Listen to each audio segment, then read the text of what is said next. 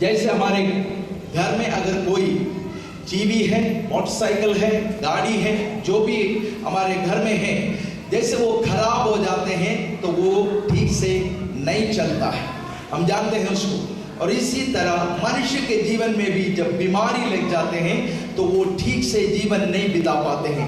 जैसा वो सोचना चाहते हैं वैसे नहीं सोच पाते हैं, क्योंकि हम जानते हैं एक उंगली का एक छोटा सा चोट भी जो है पूरा शरीर को दर्द देने वाली बात है, मन को दर्द देने वाली बात है, उसका पूरा मनुष्यत्व को दर्द देने वाली बात है। अगर एक व्यक्ति बहुत ज्यादा बीमार होकर घर पे है तो हम जानते हैं कि पूरा परिवार के ऊपर उसका असर पड़ता है।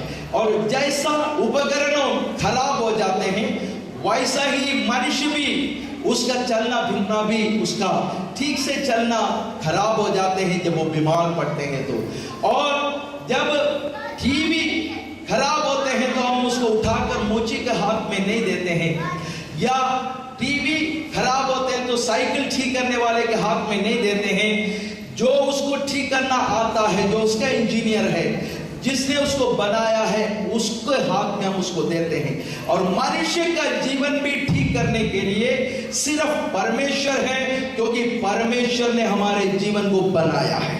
कौन सा पुर्जा हमारे शरीर में खराब हुआ है, क्या हमारा मन में खराबी है या हमारे शरीर में खराबी है, ये सब देखने का और चंगा करने का आमीन हालेलुया परमेश्वर के पास सामर्थ है। और परमेश्वर वो करने के लिए सामर्थवंत परमेश्वर है और करुणामय परमेश्वर है। परमेश्वर कभी भी भलाई कर कर थकने वाला परमेश्वर नहीं है, प्रेम कर कर वो टलने वाला परमेश्वर नहीं है। उसका प्रेम कभी भी नहीं टलते हैं। इस दुनिया का प्रेम हम जानते हैं, परिस्थिति के अनुसार, हमारा उम्र बढ़ने के अनुसार ये यहाँ का प्रेम बढ़ते घटते जाते रहते हैं, लेकिन परमेश्वर का प्रेम हमेशा के लिए एक ही जैसा रहता है। वो कल, आज और युग युग के लिए एक सा है, कभी नहीं बदलता, ना मौसम की वजह से, ना समय बीतने से प्रभु यीशु मसीह नहीं बदलता है। 10,000 साल पहले जो वो जिससे प्रेम करता था, वही प्रेम आज भी परमेश्वर हमसे भी करता है, इस दुनिया का सभी लोगों से करता है। अगर दुनिया के लोग उसको जानते हैं या नहीं जानते हैं तो भी प्रभु यीशु मसीह उससे प्रेम करता है। एक बार जब हम उसका प्रेम को चख कर देखेंगे, हमें पता लगेगा कि परमेश्वर हमें कितना प्रेम करता है।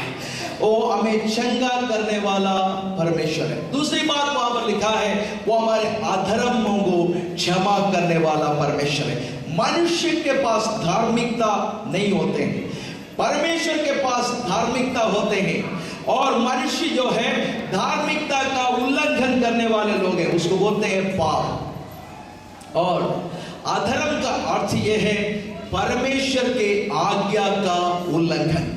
परमेश्वर बताया हुआ बातों को या परमेश्वर जो मनुष्य के द्वारा चाहता है, उन बातों को जब हम नहीं करते हैं, नहीं कहते हैं, नहीं सोचते हैं, नहीं व्यवहार करते हैं, तब वो अधर्म होता है। जब अधर्म होते हैं तो हम सोचते हैं कि उसके बदले में कुछ और कर कर हम कुछ अच्छा कर्म कर कर उस अधर्म से बच सकेंगे। नहीं, हम कभी भी ये नहीं कर सकते हैं, क्योंकि हमारा अधर्म का दाग को, हमारा अधर्म के बातों को जो हमारे जीवन के अंदर है, उसको धोने का कोई भी अच्छा काम हमारे पास नहीं है। हमारे नजर में जो अच्छा काम है वो है, हम बोलते हैं अच्छा कर्म हम करते हैं, लेकिन परमेश्वर खुद उसको क्षमा करना पड़ेगा, परमेश्वर खुद उसको हमारे जीवनों से मिटाना पड़ेगा, तभी जाकर वो अधर्म की बात हमारे जीवन से दूर होते हैं। उदाहरण के लिए मैं आपको कहता हूं, अगर किसी ने कोई गुनाह किया, उसको अगर एक सजा हो गया है, जेल का सजा हो गया समझ लीजिए, अगर वो आदमी बड़ा धनवान आदमी है, अगर उसने सोचा कि गरीबों में मेरे सारे संपत्ति बांट दूंगा, तो भी उसका सजा से वो मुक्त नहीं होगा। अगर उसने सोचा कि मैं जेल से निकलकर सारी जगहों पर, सारे तीर्थ स्थानों पे जाऊंगा और सारे पुण्य का काम करूंगा, मैं ऐसे बोलूंगा, तो भी उसका सजा माफ नहीं होता है। जब तक जिसने सजा सुनाया वो सजा माफ करेगा, वो न्यायाधीश, वो अदालत जब उसको सजा माफ करेगा तभी उसको माफी मिलता है। और हमारे अधर्मों को क्षमा करने का भी अधिकार केवल परमेश्वर के पास है। प्रभु यीशु मसीह जब इस जगत में आया तो एक लकवे के मारे को प्रभु यीशु मसीह के पास लाया, 4 लोग उसको उठाकर लाया, तो प्रभु यीशु मसीह उसको देखकर कहा तेरा पाप क्षमा हो गया है।